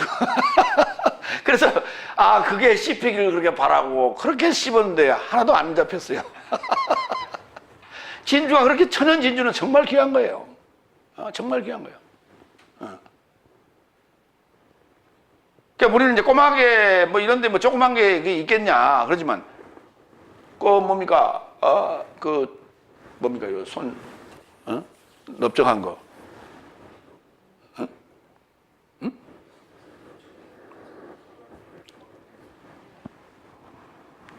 아니 보식용으로 쓰는 거 있잖아요. 전복. 그 자연 전복도 말이죠. 자복을 했어요. 바다에서 손바닥만씩 했어요. 우리 이제 이거 먹고 나면은 이게 뭘로 썼냐면 그 가마솥에 그 누룽지 긁는 그걸로 썼어요. 왜? 그게 좋아요. 왜냐면 뒤쪽에 구멍이 뻥뻥뻥 나가지고 싹 하면요 물이 다 빠지고 누룽지만 알갱이만 이렇게 있거든요. 그러니까 굉장히 큰 거예요. 여기서 내가 그런 거 못 봤어요. 실제. 그 자연산 그런데 들었을 건데 못 찾았어요. 진주라고 하는 게 이게 지금 우리가 사다가 팔아야 되잖아요. 그렇죠? 일반적으로는. 그러니까 계시록 18장에 보면은 큰 성 바벨론 그 음녀가 이제 큰 성이 불탈 때 음료도 이제 같이 망하게 되는데 그때 상인들의 거래 품목 중에 진주가 등장합니다. 그 사람들은 사다가 팔았어요. 이문을 남겼어요. 그렇죠? 근데 오늘 여기 등장하는 이 상인은 사기만 합니다. 이 진주는 누굴까요? 바로 그리스도의 신부감이에요. 사도 바울이 얘기했죠. 나의 좀 어리석은 것을 너희가 용납하라. 내가 너희를 그리스도의 신부로 중매하고자 합니다. 이 부분이에요. 이게 지금 너희라고 하는 네 삶을 그리스도의 신부로 중매한다는 네 삶에서 뭘 발견했어요? 진주를 발견했다고요. 예. 그러니까 지금 첫 번째 들에 감추인 보물과 같다라고 하는 것은 자기를 발견하는 것이고, 지금 좋은 진주를 발견한 상인과 같다라고 할 때는 지금 뭐 상인이 뭐 하는 사람이에요? 사역자 아닙니까? 사역자가 지금 뭘 발견한 거예요? 지금 신부감, 그리스도의 신부감을 발견한 거란 말이죠. 그럼에도 불구하고 그걸 얻기 위하여 자기의 모든 삶을 뭐 했다고요? 처분했다고요. 그러니까 자기 있는 것을 내세우지 않았다는 얘기예요. 사도 바울이 뭐라 그랬어? 내가 육신으로 말하면 너희하고 견주면 너희는 나의 그 게임도 안 돼. 내가 대단한 사람이야. 그렇지만 나는 너희를 얻기 위해서 절대 그것을 내세우지 않았어. 그렇잖아요. 그러면서 나도 죽을 고비를 수없이 넘겼고 태창으로 몇 번을 맞았고 추위와 이 더위에 고통했고 이런 얘기를 하잖아요. 그게 뭐예요? 사도 바울이 그렇게 고생한 이유가 뭡니까? 진주를 얻기 위한 거예요. 진주를 얻기 위한 거예요. 진주. 여러분, 진주라는 이름을 가진 사람들이 간혹 있죠. 그렇죠? 예. 흑진주도 있어요. 근데 진주라는 이름을 가진 사람이 남자 있습니까? 남자. 거의 여자죠. 예. 그렇죠. 진주는 당연히 여자야지. 그리고 진주 목걸이나 진주 귀걸이를 남자가 하고 다니는 거 봤어요? 아니에요. 여자가 합니다. 그러니까 여자 몫이에요, 이거는. 진주는. 그러니까 하나님 나라의 진주와 같은 거예요. 이 성도가. 그리스도의 신부감이. 디모데전서 2장 9절로 10절 그랬더니 이렇게 하지 말라고요. 그래서 진주로 보는데 진주 차고 다니는 사람을 진주로 봐서는 안 된다. 지금 써놨어요. 디모데전서 2장 9절로 10절. 그와 같이 아내 삶도 자신의 삶을 단장하되 정돈된 정수감 안에서 수줍음과 건전함으로 하고 가채나 금이나 진주나 비싼 옷으로 하지 말라 그랬어요. 그러니까 치장하고 다닌 그것을 보고 금 같은 믿음이다. 이거 진주 같은 존재네. 그러면 안 된다고요. 그렇죠? 그럼 교회 올 때 진주하고 오지 마요. 속에 있는 진주를 보라는 거예요. 속에 있는 진주. 겉에 있는 진주 보지 말고. 10절. 오히려 선한 일로 인하여 헌신을 연통하는 것이 아내 삶에게 어울린다. 뭐 하라고요? 연통하라고요. 연통하래. 은밀한 연통. 연통. 에판겔리아. 연결된 소식 하라고요. 세 번째. 하늘 삶의 나라의 비유. 자, 다섯 번째. 마태복음 13장 47절로 50절 보겠습니다. 먼저 여덟 번째. 47절, 48절. 다시 하늘 삶의 나라는 다시 그러잖아요. 왜 다시 그랬을까요? 팔린이란 단어인데. 다시. 똑같은 유사한 비유면 뭐하러 써요? 그렇죠? 똑같은 유사한 비유라면 뭐하러 써? 제가 아까 자 보세요.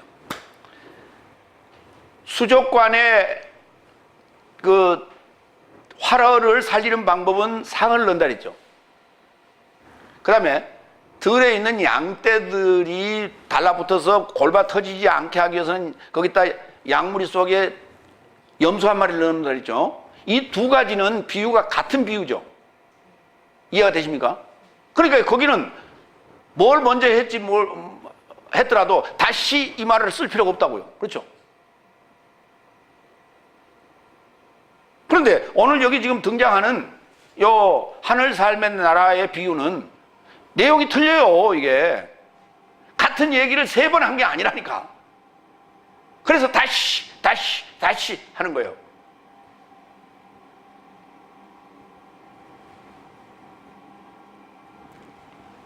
그 우리말로 옮기자면 또 다른 뭐 이런 정도로 가야 돼요.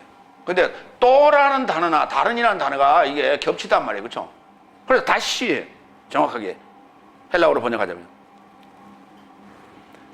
47절 48절 다시 하늘 삶의 나라는 바다에 이르고다 던져져 모든 혈통에게서 모으는 그물과 닮은 꼴이다.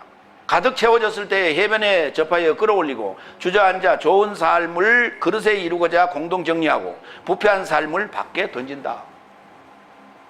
그럼 바다가 어떤 곳인가라고 하는 거예요. 바다가 어떤 곳인가? 바다에는 뭐가 있어요? 물이 있죠.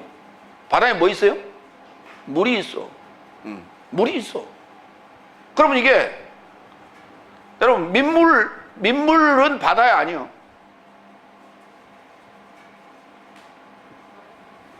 민물이 바다에 아니요. 아니 보세요. 지금 예수님께서 바다를 건너가실 때 그렇게 나오지 않습니까? 복음서에. 그 바다가 갈릴리 바다죠.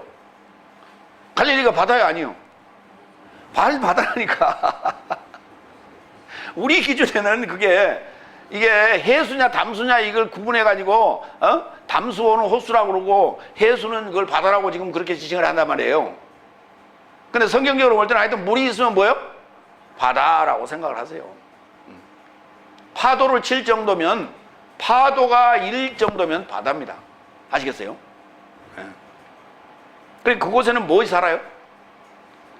물고기 살죠. 또랑물 그걸 보고 바다라고 하지 말고 미꾸라지 사는 붕어 사는 그 또랑물을 가지고 바다라고 하지 마세요. 어쨌든 물이 있는 곳이에요. 이게 그러니까 크게 정의하자면 물이 모인 곳. 그럼 물은 언제부터 시작됐어요? 둘째 날부터요. 둘째 날, 셋째 날, 넷째 날, 다섯째 날까지가 물이에요. 이게 물의 역사예요. 그러니까 최종적인 것은 뭐예요? 정리하려면 언제 해야 돼? 다섯째 날 정리해야죠. 다섯째 날 정리하는 거예요. 물에서 정리하는 건 다섯째 날 정리하는 거라고요. 그러면 그 물고기라고 그랬어요. 그물이라고 그랬어요. 하늘 삶의 나라가. 물고기예요? 그물이에요? 물고기라니까요. 아니 그물이라니까요. 하늘 삶의 나라가 뭐라고요? 그물이라니까요.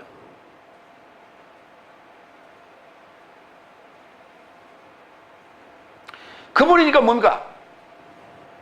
교회의 그물은 뭐예요? 그물을 영어로 얘기하면 뭐예요? 네트. 뭐가 필요하다고요? 네트가 필요해요. 넷망이. 스타워로스.net 이런 게 필요하다고. 넷망이 필요해. 유기적인 관계, 네트. 교인들이 해야죠. 이거 네트를 형성해서 주거니 받거니 연락하고 서로 그걸 잘하는 데가 있어요. 그렇죠? 어디가 잘해? 이 넷망을 잘 활용하고 그걸 하는 이 전도를 잘하는 그런 단체들이 있죠. 어떤 단체들? 이단들이요. 이단들이 그 기가 막히게 잘해. 신천지나 하나님의 교회 이런 데가 그걸 잘한단 말이에요.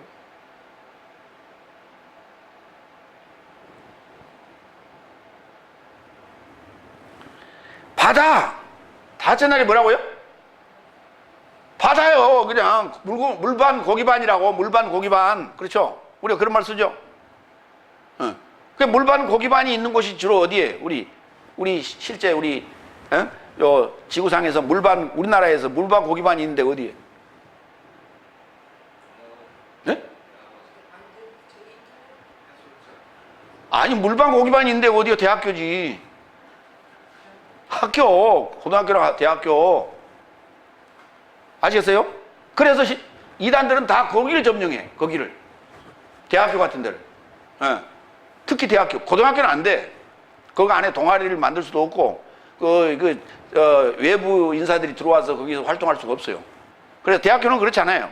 동아리도 형성되었고, 그걸 허락하고, 그러면 그냥 다 이게 용납이 되느냐? 아니에요.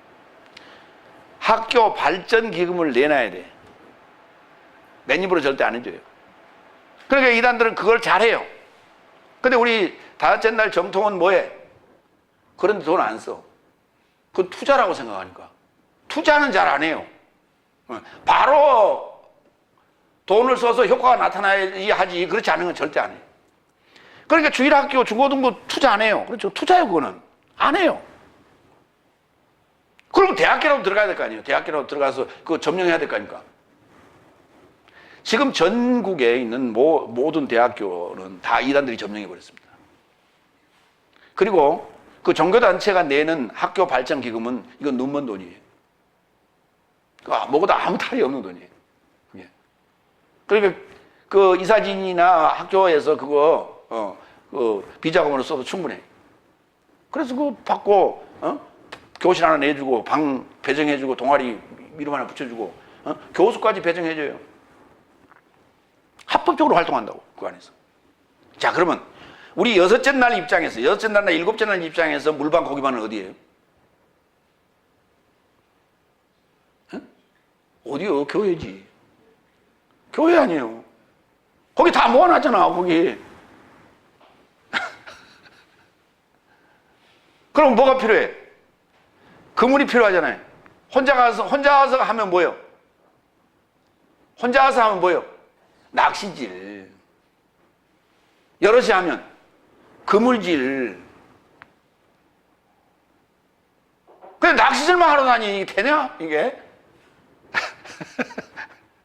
왜 그러냐면 보세요. 여기 두 종류가 한꺼번에 잡혀 들어왔죠. 낚시질은 어떻게 해요?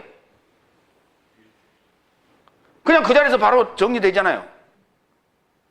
그게. 근데 낚시하는 사람들이 보면요, 취미로 하는 사람들은요, 잡아가지고 손맛만 보고 도로 버려요. 그렇죠? 놔줘. 근데 그물이라고 하는 건 뭐예요? 뭔가 목적이 있어서 건든단 말이에요. 그런데 그물로 건지면 어때? 그 안에 좋은 것도 있고 나쁜 것도 있고 그럴 수가 있겠죠.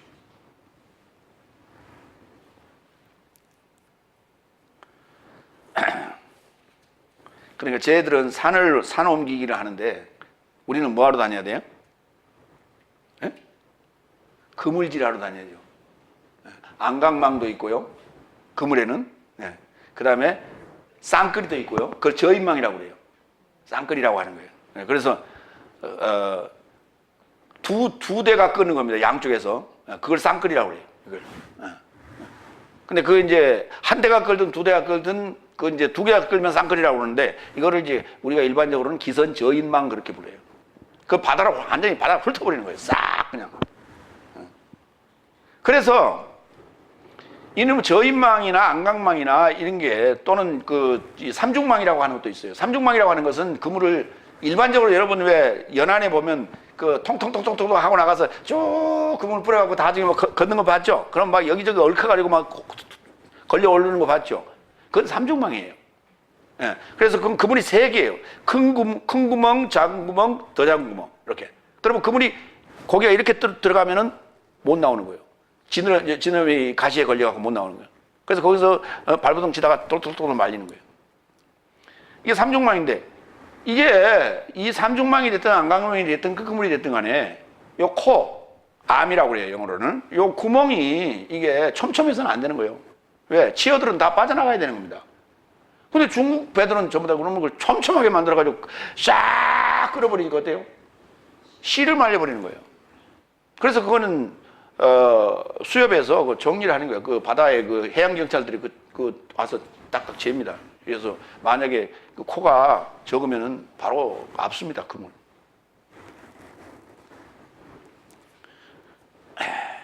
어쨌든 간에 코가 빠지면 안 되겠죠. 그래서 촘촘해야 돼. 어쨌든 간에 잡으려면 촘촘해야 돼. 뭔가 이렇게 계획된 어떤 그런 이 프로그램, 기획, 이 조직망이 필요하다. 이 그물이에요.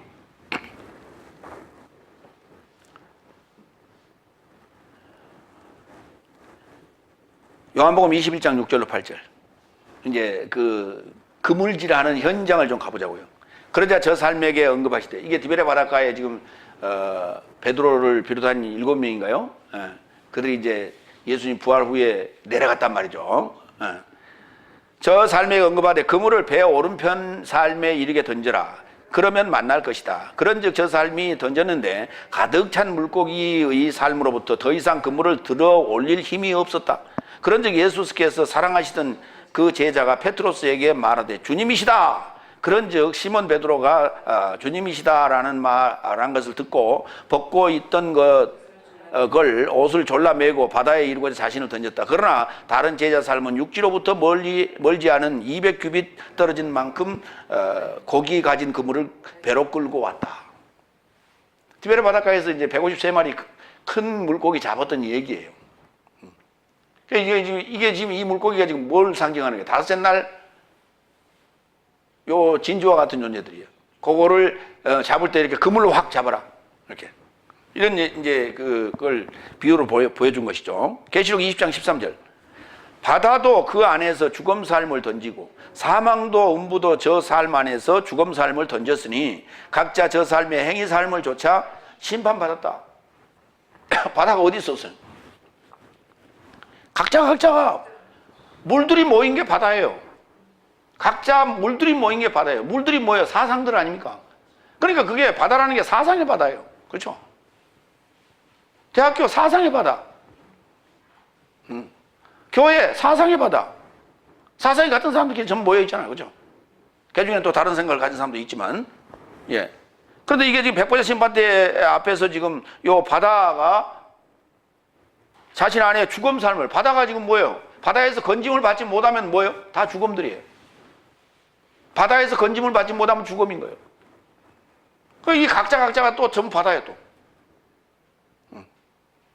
그러니까 이게 바다라고 하는 것은 어때요? 시체를 삼키면 어때요?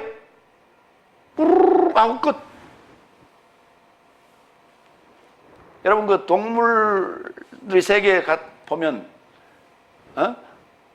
바다의 왕자가 누구예요? 바다의 사자가 누구예요? 참나. 악어요, 악어.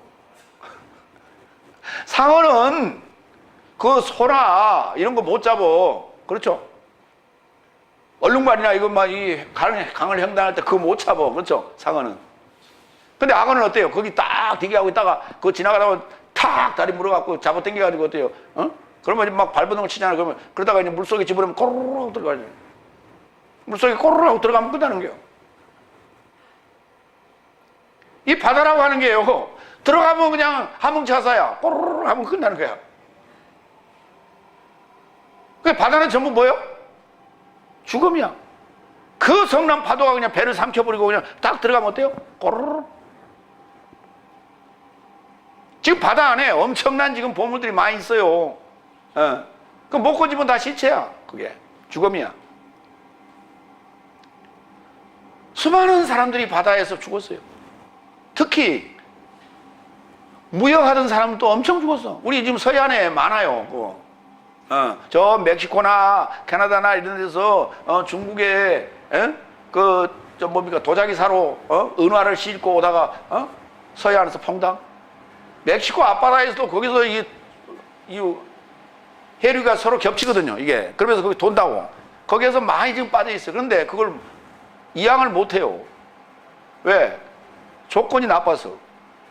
엄청나게 있어, 그 안에. 근데 그걸 지금 이양을 못 하고 있어.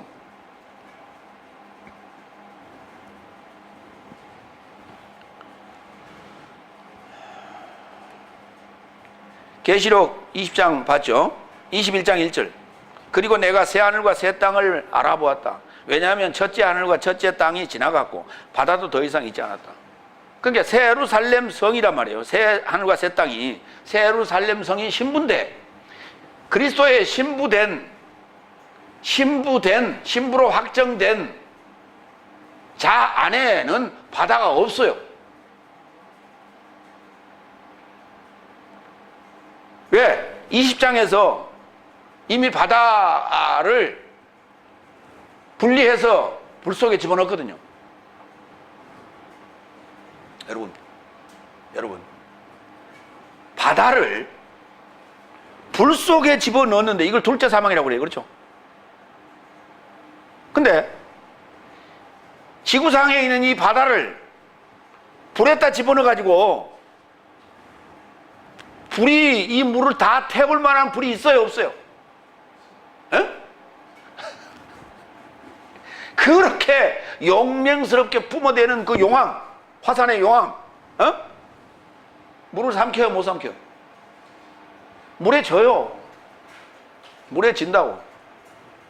제 초등학교 5학년 때 만화가 있었는데, 우리 이제 옛날 무인들, 소위 무인들, 그런 무사들의 이야기인데, 물과 불, 물이 이기겠어요? 불이 이기겠어요?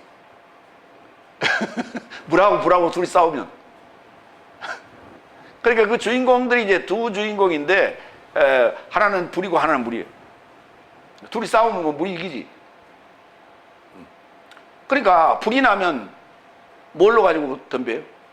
소박수들이 물 가지고 와서 덤비지 않습니까? 그러니까 불을 끄는 데는 물이요. 그렇죠? 근데 성경은 보면 이게 물을, 바다를 삼켜버린 게 뭐예요? 불이래. 불이. 그러면 물을, 바다를 삼킬 수 있는, 바다를 태워버릴 수 있는 불은 도대체 뭐냐고. 말씀이요. 물도 말씀이고 불도 말씀이라니까. 근데 성경에는 하나님 나라는 불이 이겨. 물이 이긴 게 아니고 세상에는 물이 이겨. 그렇죠? 잘 생각하셔야 돼. 이걸 볼 때.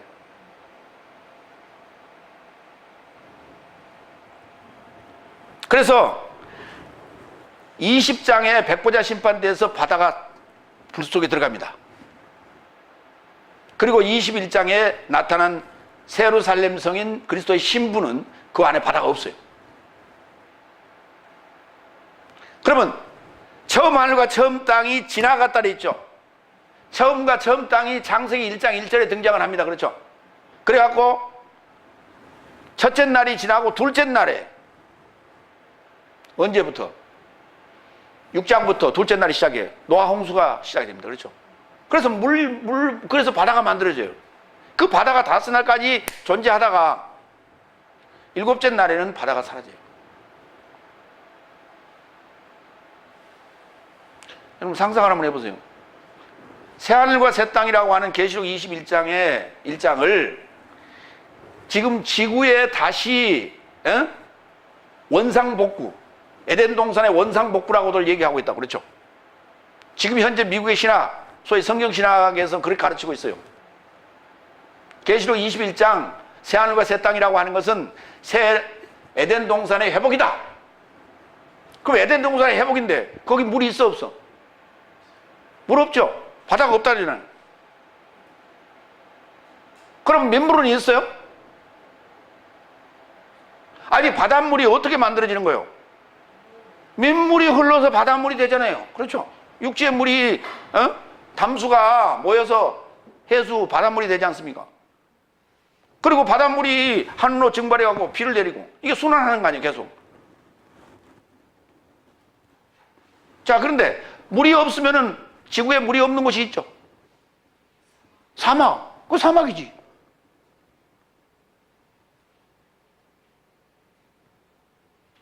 그러니까 계시록 21장에 새하늘과 새 땅, 세루살렘 성이라는 그리스도의 신부는 바다가 없다니까. 다시 말해서 물의 순환이 작용이 없어요. 이게 물의 순환 작용이 없다는 얘기는 무슨 말이에요? 사상의 순환 작용이 없다는 거예요. 그렇죠? 사상이 이미 뭐 됐다? 확정됐다, 완성됐다 그 말이에요. 그래서 더 이상 물의 순환, 사상의 순환이 필요 없어요. 그래서 그렇게 표현해 놓은 거지. 이걸 갖다가 계시록 21장을 에덴 동산에 회복을 해버리면 거기는 어떻게 감이나 배나 그거 어떻게 따먹어? 복숭아 그거 어떻게 따먹어? 물 없는데. 인조로 전부 달아놨어? 이미테이션으로? 뭐 좀 앞뒤가 맞는 얘기를 해야지. 설명이 가능한 얘기를 해야지. 그죠? 막연하게 그렇게 대충 얼버무려 가지고 그걸 신학이라고 가르치고 앉았어요. 뭘 보지 않았느냐? 원어를 보지 않았다는 거예요. 원어를 봤어도 본어를 제대로 번역하지 않았어요. 왜? 성경을 번역할 때는 일반적인 번역의 이론을 벗어나야 돼요. 일반적인 번역의 이론은 전부 다 의역을 합니다. 문맥에 맞게끔 의역을 해요. 근데 성경은 그렇게 하면 안 된다니까요. 의역하면 절대 안 되는 거예요. 그렇죠? 아니, 한번 보세요. 다시 하늘 삶의 나라는 바다에 이르렀다 던져져 모든 혈통에게서 모으는, 이게 겟네오라고 하는, 이 겟노스라는 단어인데, 이걸 갖다 이렇게 번역해야 된다니까. 바다에 무슨 혈통이 있어? 이걸 갖다가 그냥 모든 종류, 그래서 모든 종, 각종. 그러니까 그렇게 본 뜻을 해석하려고 하지 아니하고, 번역하려고 하지 아니하고, 문맥에 맞춰서 그냥 해버렸다니까. 이렇게 번역을 해놔야, 아, 저게 지금 존재들이구나. 우리가 건져내야 될 존재구나. 물에서 건진다는 게 뭐예요? 구원 아닙니까? 물 건너 생명줄 던져라. 찬송가에도 있잖아요. 9번째. 49절 50절. 내세의 공동 완성 안에서도 이와 같을 것이니 사자 삶이 나와서 의로운 삶의 중심 안에서 나쁜 삶을 분별할 것이며 저 삶을 불의 아궁이에 이르고자 던질 것이니 거기서 울부짖음과 이빨 삶의 갈미 있을 것이다. 이빨을 간다는 얘기는 왜 이빨을 갈아요? 여러분 이빨 간 적 있죠? 주로 이빨 가는 사람들이, 어른들이 이빨을 주로 갑니까? 아이들이 이빨을 주로 갑니까? 어? 어른들이 이빨 가는 사람이 있어요. 그 양반은 정신과 가야 돼. 정신과 가야 돼. 애들은 이빨 많이 가려요. 자면서. 그렇죠? 근데 왜 이빨을 가려요, 걔들은? 이게요, 스트레스 받는 거예요, 스트레스. 아이들한테 또는 뭐 선생님한테 누구한테 스트레스 받았던 게 그게 생각하면서 꿈꾸면서 이빨 가린 거예요, 그게. 억울해서요. 분이 안 풀려서.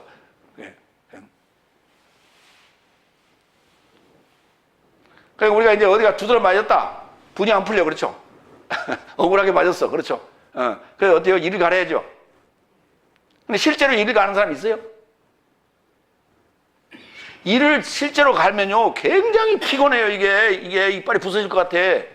근데 어디 잠결에는 한다고요, 그걸. 이를 가는데, 부드득. 억울할 때 우리가 표현이에요, 이게. 그러니까 보세요. 여기 이를 가는 이들이 예수 안 믿는 자들이라면 이게 억울할 일이 있어요, 없어요? 없죠. 신앙생활 했던 사람들이에요. 신앙생활 했던 사람들이에요. 근데 이게 외적으로 구분된 게 아니란 말이에요. 내 안에 지금 다섯째 날과 같은 삶을 살고자 하는 요소가 있다고요, 지금도. 일곱째 날에도. 이게 지금 억울한 거야, 이게, 얘들이. 내가 충성했는데. 지금 그러니까 하나님 말씀을 번역을 해서 주면요. 지금까지 그러면 나는 신앙생활 한 게 그러면 그게 아무것도 아니라는 얘기입니까? 이런 얘기들이 있거든요. 이게 억울함이에요, 이게. 예. 근데 한편으로는 뭐예요? 그게 맞네요, 그래요. 그 안에서 두 가지가 갈등하는 거예요. 그러면서 계속 이제 맞네 쪽으로 갑니다. 가는데, 이게 여섯 날인데, 여섯 날 신앙생활을 하면서도요, 문득 뭐가 생각이 나? 다섯 날 요거요. 내가 그래도 이게 신앙생활 그때 참 멋지게 했는데, 요게 자꾸 불뚝불뚝 일어난다고, 이게.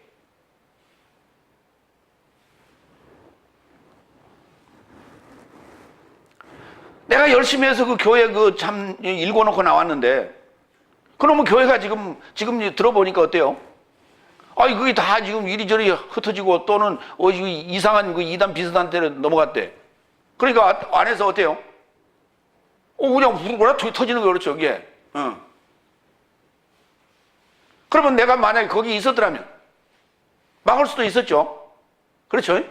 근데 거기 있었으면 내가 막을 수 있었는데 현재 내 삶은 지금 이렇게 발전했을까 못했을까? 못했단 말이에요. 그러니까 이게 두 개가 싸우는 거예요. 그거 듣는 순간 안에서 우라통이 터지고 그냥 내가 거기 있었으면 그래 안 했을 텐데 라고 지금 이게 막 열을 받기 시작해요. 그렇죠? 근데 돌이켜서 생각해봐요. 내가 그러면 지금 그때 거기 있었더라면 지금 현재 나와 같이 됐을까? 안 됐을 거야. 거기서 나왔으니까 지금 됐지. 이렇게 됐지. 라고 생각을 하니까 어때요? 이걸 뭐 할 수 있어? 누를 수 있죠. 이 두 가지가 안에서 이게 시소 노릇만 하는 거예요. 안에서 이렇게. 그러니까 내가 다섯째 날까지의 내 삶이 화려하면 화려할수록 어때요? 이게 더 크겠죠. 충동질이. 그러니까 사도 바울은 어떻게 했어? 한번 상상을 한번 해봐요. 내가 그때는 참 대단했지. 말 타고 다니면서 그냥 내가 채찍질을 한번 샥 하면 그냥 이야 추풍나게 폈다고 그때. 근데 지금 나는 뭐야 지금? 완전히 거지도 그런 상거지가 없어. 그렇죠? 그러니까 지금 현재 상거지의 삶을 그때의 삶으로 위로를 하는 거예요? 그러면 안 된단 말이에요. 우리는 되게 그래. 그렇죠? 현재 지금 별 볼 일 없는 현재의 나의 모습을 내가 왕년에 말이지 쌍팔년도에 내가 잘 나갔던 사람이야. 그러면 옆에서 아니 과거에 우리 집에도 금송아지 있었어. 그 과거 얘기는 뭐하러 해 그걸. 근데 사람들은 어때요? 다 과거에 자기가 잘 나갔던 얘기를 막 얘기하잖아요. 그렇죠? 기죽지 않으려고. 그렇죠? 이 과거는 뭐에다? 흘러갔다. 그거 다 쓸데없는 거예요. 중요한 게 현재예요. 중요한 게 현재. 과거는 뭐하라? 잊어라. 과거는 잊어라. 과거를 잊어야, 과거를 버려야 저 목표를 향해서 달려갈 수가 있는 거예요. 근데 과거에 매여 있으면 과거에 발목이 잡히는 거예요. 그렇죠? 그래서 갈 수가 없어요. 그래서 그걸 버려야 돼. 그렇죠?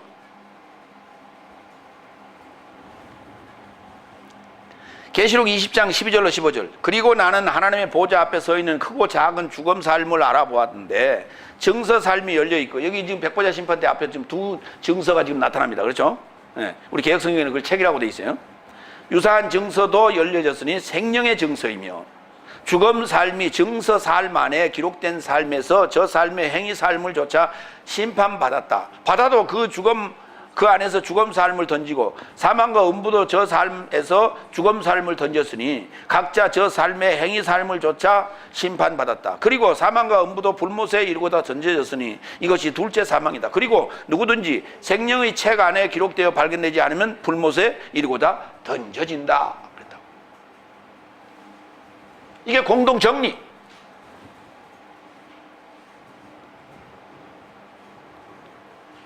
그러니까 결국은 공동 성장, 공동 완성, 공동 정리 되는 거예요. 그래서 하나님의 말씀인, 하나님의 씨인, 하나님의 아들, 나라의 아들 삶이 심겨져서 하나님으로 열매 맺는 거예요. 이게 하나님 나라예요. 이게 하늘 삶의 나라예요. 이게 그 과정을 전체를 얘기하는 거예요. 과정 전체를. 그게. 그러면 결국은 그게 외적인 모습은 뭐냐? 교회예요. 교회. 그래서 아까 들 안에 진주, 자신을 발견하고 그 다음에 진주를 찾아내는 사역자의 모습도 있고, 성도들과 목회자가 합심하여 네트를 형성해서 그 그물로 고기를 각 혈통의 그 고기들을 전부 다 건져내는 이런 역할을 하는 것이 이 교회 아닙니까? 혼자서 신앙생활 백날해서는 아무것도 이룰 게 없다는 거예요. 그게. 그래서 협력, 공동체 안에서 우리가 하나님 나라 그리고 하늘 삶의 나라가 진행되는 것이다. 하늘 삶의 나라는 그렇게 진행되는 거예요. 그래서 공동 성장, 내세의 공동 완성, 그리고 공동 정리, 그렇게 해서 의로운 삶인 생명의 열매로 우리가 거두어지는 거예요. 이게 핵심입니다. 성경이. 기도하겠습니다.